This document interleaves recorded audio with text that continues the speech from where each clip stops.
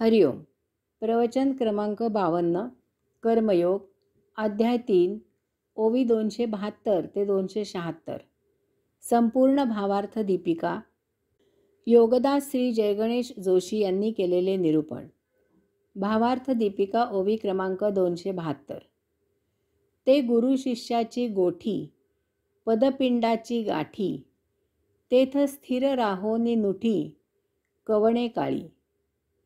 अशा प्रकारे गुरु शिष्यांच्या संवादामधून हा जो जीवाशिवाचा योग जुळून आला आहे त्यामध्ये तू स्थिर हो आणि यामधून कधीही ढळू नको. भगवंत श्री अर्जुनाला सांगतात, गुरु शिष्य यांची पदपिंडाची गाठ, भेट, मिलन झाले आहे. आता यामध्ये तू कधीही न ढळण्यासाठी स्थिर हो, कारण हा जीवाशिवाचा योग जुळून आलेला आहे. पद म्हणजे परमात्मा, भगवंत श्री, शिव आणि पिंड म्हणजे शरीर, देह. येथे देह निर्माण करून धारण करणारा जीव अर्जुन. गाठी म्हणजे गोष्टी.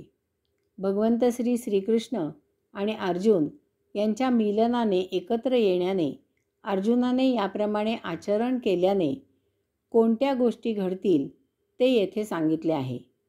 याचा परिणाम म्हणजे विवेक जागृत होईल. आत्मबोधामुळे आचरण आत्मपरब्रह्माला अपेक्षित असेच होईल. संसारिक भौतिक मोह निष्प्रभ होईल. जीव ब्रह्मरूप होईल. तू मी जाऊन येथे फक्त आत्मपरब्रह्म उरेल.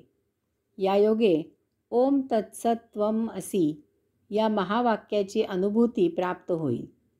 महावाक्य बहुतेक साधकांना माहीत असते, परंतु तेच महावाक्य जेव्हा सद्गुरूच्या मुखामधून साधकाला ऐकवले जाते त्यावेळी त्याच्यात सद्गुरूचा आशीर्वाद एकरूप झालेला असतो. गु म्हणजे अंधकार आणि रू म्हणजे निवारण करणारा. चांगदेव 14 विद्या 64 कला पारंगत होते. शिवाय त्यांनी योग्य विद्याही आत्मसात केली होती.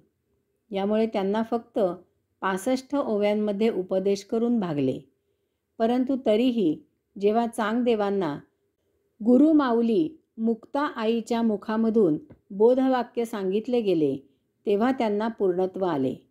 इतका सद्गुरूचा महिमा आगाध आहे. ओवी क्रमांक 273. ऐसे सकळ सिद्धांचा रावो, देवी लक्ष्मीयेचा नाहो, राया ऐके देव देवो, बोलता जाहला.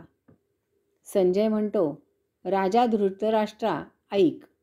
अशा प्रकारे सर्व सिद्धांचा स्वामी, देवी लक्ष्मीचा पती, देवेश्वर श्रीकृष्ण म्हणाला, भगवंत श्रींमधूनच सर्व सिद्धी निर्माण होतात. ते लक्ष्मीचे पतीही आहेत. लक्ष्मी महाचंचल असते. आजचा राव उद्या रंक कसा केव्हा होईल आणि आजचा रंक उद्या राव कसा केव्हा होईल याचा काहीही भरवसा नाही. परंतु ती लक्ष्मी भगवंत श्रींमध्ये मात्र स्थिर झाली. लक्ष्मीचे स्वयंवर आरंभले होते. तिच्या वैश्विक सौंदर्यावर भाळून तेथे अनेक लंपट राजे आपले वैभव अंगाखांद्यावर मिरवत आले होते.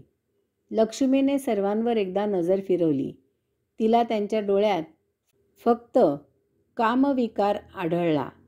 तिने दूरवर पाहिले तर तेथे भगवंत श्री योगेश्वर पुरुषोत्तम शांतपणे शेषशयनी विराजित झालेले तिला दिसले.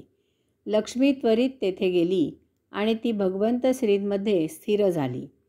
अशा या भगवंत श्रींनी त्यांचा अत्यंत लाडका शिष्य अर्जुन याला अशा प्रकारे उपदेश केला. येथे भावार्थ दीपिकेमधील 3रा अध्याय कर्मयोग सांगून पूर्ण झाला. पुढे ज्ञानेश्वर माऊली श्रोत्यांना सांगतात. ओवी क्रमांक 274. आता पुनरपि तो अनंतू, आद्य एकी मातू, सांगैल तेथ पंडुसुतू, प्रश्नू करील. ओवी क्रमांक 275. तया बोलाचा हन पाडू, की रसवृत्तीचा निवाडू, येणे श्रोतया होईल सुरवाडू, श्रवण सुखाचा. आता तो श्रीकृष्ण आणखी एक प्राचीन कथा सांगेल. त्यावेळी अर्जुन त्याला प्रश्न विचारेल. ते श्रीकृष्णाचे अमृतमय कथन आणि त्याचा रसयुक्त बोध ही श्रोत्यांना श्रवणानंदाची पर्वणी ठरेल. प्राचीन कथा म्हणजे हे सर्व भगवंत श्रींनी या अगोदर सांगितले आहे, परंतु ते मानव विसरला आणि अध्यात्मामधून पुन्हा भौतिकामध्ये स्थिरावला. आता त्याला यामधून बाहेर काढण्यासाठी मोठ्या कृपाळूपणे ते अर्जुनाच्या माध्यमामधून तुम्हा आम्हा सर्वांसाठी तो वैश्विक मोलाचा उपदेश सांगत आहेत. ओवी क्रमांक 276. ज्ञानदेवो म्हणे निवृत्तीचा, चांग उठावा करुनी उन्मेषाचा, मग संवादू श्रीहरी पार्थाचा, भोगावा बापा.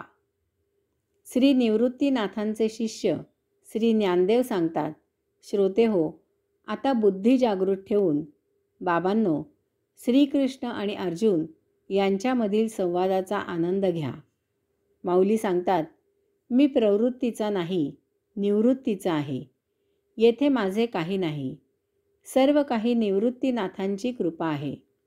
आता बुद्धी पूर्ण जागृत राहू द्या. पुढे जो भगवंत श्री आणि अर्जुन यांच्यामधील संवाद आहे तो समाधी सुख देणारा आहे. ऐकता ऐकता सर्व लुप्त होईल आणि येथे फक्त परमात्मा उरेल. इति श्री ज्ञानदेव विरचितायां भावार्थ दीपिकायां तृतीयोऽध्यायः. हरि ओम.